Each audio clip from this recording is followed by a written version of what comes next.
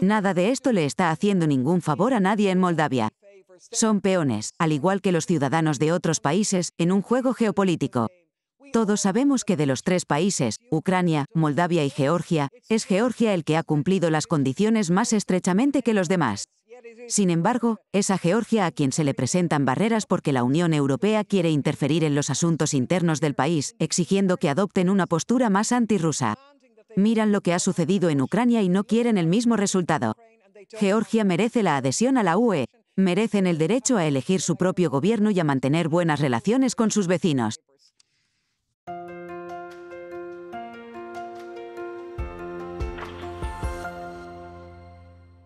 Hola a todos. Bienvenidos a otro episodio del Monthly Daily, esta vez para el mes de octubre, donde seguimos los discursos y debates de Claire Dalí y Mick Wallace en el Parlamento de la UE.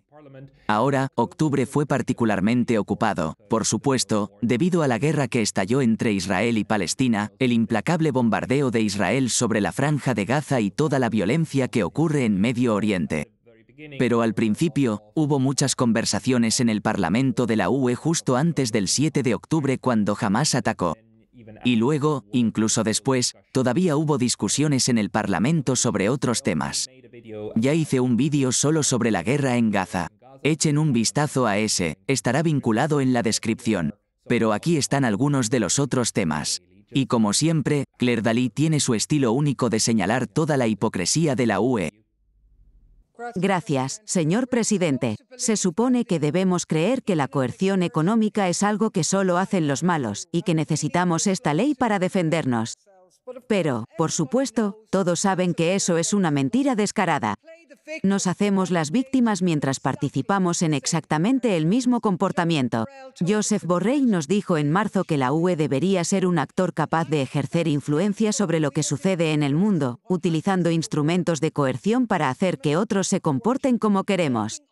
Pero por supuesto, eso es solo defensivo. Cuando decimos que la ampliación es una herramienta geopolítica, cuando intimidamos y chantajeamos a países como Georgia para que hagan lo que decimos, estamos ejerciendo coerción económica. Algunas personas aquí parecen haber olvidado que esta ley se inició para contrarrestar la coerción de Estados Unidos contra la UE. Unos años después, con las empresas de la UE aún víctimas de las sanciones secundarias de Estados Unidos, apenas se menciona en este documento. En cambio, todo se trata de doblegarse ante Estados Unidos y participar en su guerra comercial de tú a tú contra China. Es un sinsentido, y no queremos formar parte de ello. Dicen que cosechas lo que siembras, pero la realidad es que cuando las élites de Europa siembran la catástrofe, siempre son las personas las que sufren las consecuencias. Una encuesta reciente de Ipsos reveló que un tercio de los europeos se encuentran actualmente en una situación financiera precaria, lo que significa que no pueden permitirse lo esencial como comida, viajes y ropa. Significa que están viviendo en la pobreza o al borde de ella. Casi la mitad de los europeos dice que no pueden permitirse calentar sus hogares, y el 40% de los padres han dicho que no pueden satisfacer las necesidades de sus hijos. 1 de cada 3 se salta comidas para poder alimentar a sus niños. Casi todos están asustados, todos. Las vidas están siendo consumidas por la ansiedad. El 60% de los europeos está preocupado por un gasto inesperado que podría empujarlos al límite. Ahora, las grandes empresas ya estaban devastando la vida de las personas antes de que los poderes de Europa decidieran que una guerra permanente es mejor que la paz. Pero esa decisión ha empeorado las cosas.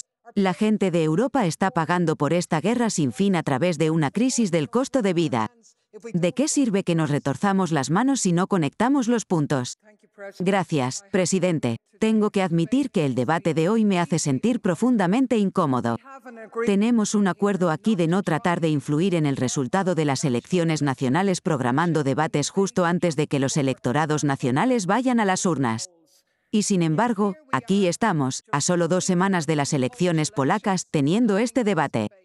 Tenemos otro pleno en 15 días, justo después de que esas elecciones hayan terminado. ¿No podríamos haber esperado hasta entonces? ¿Cuál es la urgencia? Por supuesto, no hay ninguna. Hay una investigación en curso, y esto podría haber esperado hasta el 16 de octubre. No hace falta decir que no soy fanático del gobierno polaco, ni de ningún otro gobierno, pero en estos días parece que tienes que explicar todo. Tampoco soy partidario de que este Parlamento se utilice para inclinar la balanza en una batalla electoral doméstica. Hacerlo es un abuso de la posición del Parlamento. Si el objetivo hoy es la derecha, mañana será la izquierda y pasado el centro. ¿Tiene el gobierno polaco preguntas que responder? Ciertamente las tiene, sobre esto y muchos otros temas también. Deberían responderlas a través de una investigación independiente.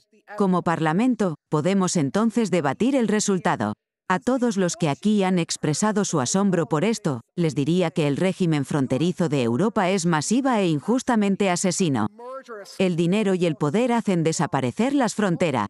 Gobiernos de cada uno de los principales grupos políticos en esta sala presiden regímenes de visados e inmigración donde el dinero, el poder y la blancura te dan acceso privilegiado a la UE.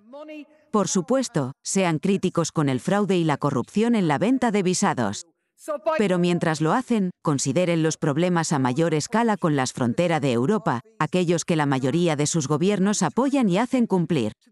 Gracias, señor presidente. Me gustaría hacer una moción de orden bajo el artículo 10 del Reglamento de Procedimiento.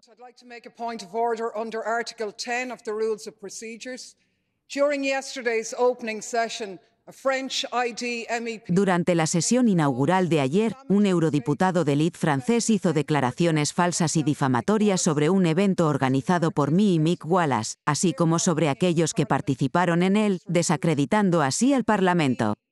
Permítanme ser muy claro, los oradores de nuestro evento, que eran exdetenidos en Guantánamo, nunca fueron acusados, y mucho menos condenados, de ninguna actividad terrorista. Fueron víctimas de torturas brutales y violaciones de sus derechos. Siguen siendo un ejemplo sobresaliente de la resiliencia del espíritu humano. Fue un honor. Gracias. Más tarde hoy, votaremos sobre si prohibir el despliegue de software espía contra periodistas en la UE. La Ley de Libertad de Medios es la primera vez que la UE va a legislar sobre el tema del software espía, una tecnología descrita por Edward Snowden como si fuera un arma nuclear. Y lo es. No hay circunstancias en las que su despliegue esté en línea con los derechos fundamentales. Toma el control de tus dispositivos, espía cada uno de tus movimientos y a todos con los que entras en contacto. Incluso puede enviar mensajes desde esos dispositivos. Aniquila el mismo concepto de privacidad y socava el derecho a un juicio justo. Tal como está actualmente, hoy estamos proponiendo otorgar poder a gobiernos, entidades privadas y más para usarlo contra periodistas.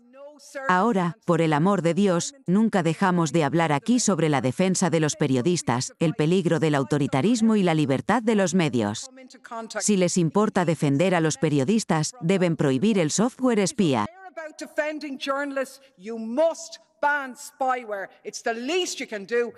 Es lo menos que pueden hacer, apoyar nuestras enmiendas al respecto. El Tratado de la Carta de la Energía es una especie de cosa extraña. Es como un monumento a Robin Hood al revés, donde robamos al público para llenar los bolsillos de las grandes corporaciones. Es un acuerdo internacional que establece un marco para que las compañías de combustibles fósiles demanden a los estados soberanos por dañar sus ganancias al perseguir la acción climática. ¿Cómo llegamos a esta situación? Es el capitalismo desatado. El Parlamento ha pedido una retirada coordinada a nivel de la UE. Si no nos vamos como un bloque de la UE, aún enfrentaremos 20 años de demandas insidiosas de los mayores contaminadores del planeta debido a la cláusula de caducidad del tratado. Realmente necesitamos liderazgo por parte de la Comisión para hacer de esto una prioridad absoluta. Pero también tenemos que ser coherentes. Si es claramente absurdo tener un mecanismo de demanda de inversor-Estado en el Tratado de la Carta de la Energía, entonces no debería ser aceptable en los acuerdos comerciales que estamos impulsando con países como Chile y México, que estamos tratando de concluir y ratificar. Tenemos que aprender de nuestros errores. Gracias, señor presidente. El glifosato es el herbicida más utilizado en el mundo y un ingrediente activo en el herbicida Roundup. Mata toda vida que toca, excepto las semillas genéticamente modificadas resistentes al Roundup.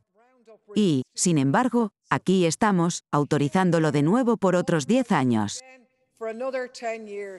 Los consejos de administración de Monsanto y Bayer deben estar descorchando el champán al son de la campana de muerte de la naturaleza. En Europa, tenemos una emergencia total con el estado de nuestros suelos. Hasta el 70% de ellos están degradados.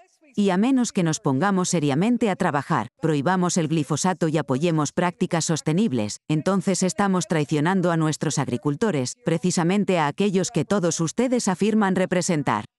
Porque no se puede cultivar en suelo muerto. Es como echar ácido al suelo y pensar que se puede cultivar en él durante generaciones. Esto es una amenaza para nuestra seguridad alimentaria a largo plazo y para el sustento de nuestros agricultores.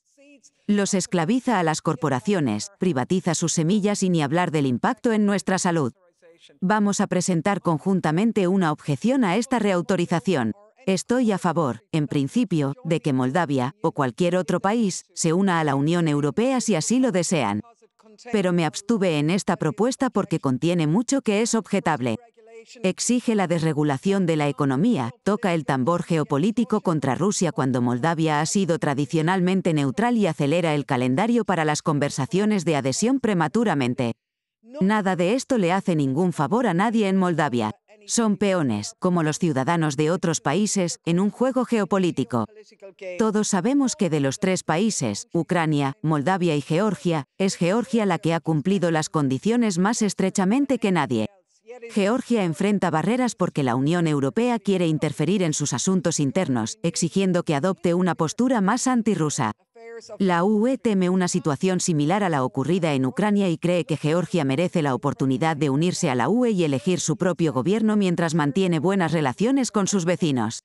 Hace 2 semanas, Azerbaiyán lanzó una ofensiva militar en Nagorno-Karabaj, una zona predominantemente habitada por armenios. Ha habido informes de detenciones, torturas y ataques. En solo una semana, 100,000 personas, que es 2/3 de la población, han huido. Gente desesperada llena las carreteras, tratando de escapar, dejando atrás ciudades fantasma y mascotas abandonadas. La semana pasada, la Comisión anunció apoyo para aquellos que decidieron huir. Sin embargo, 100,000 personas no deciden huir de la noche a la mañana sin una razón seria. Esto no es un viaje por carretera, es limpieza étnica. Sin embargo, dudamos en llamarlo así por razones políticas. Esto se debe a que Bakú ha gastado 2,90 miles de millones en la llamada diplomacia del caviar para comprar influencia en Bruselas en los últimos años. Von der Leyen voló para firmar un acuerdo de gas, ya que Azerbaiyán es considerado nuestro proveedor de energía más confiable en el juego estratégico contra Rusia. Además, las armas vendidas por nuestra industria a Turquía terminan con el ejército azerbaiyano. Podemos afirmar ser pacificadores ahora, pero dudo que el pueblo de Armenia nos crea.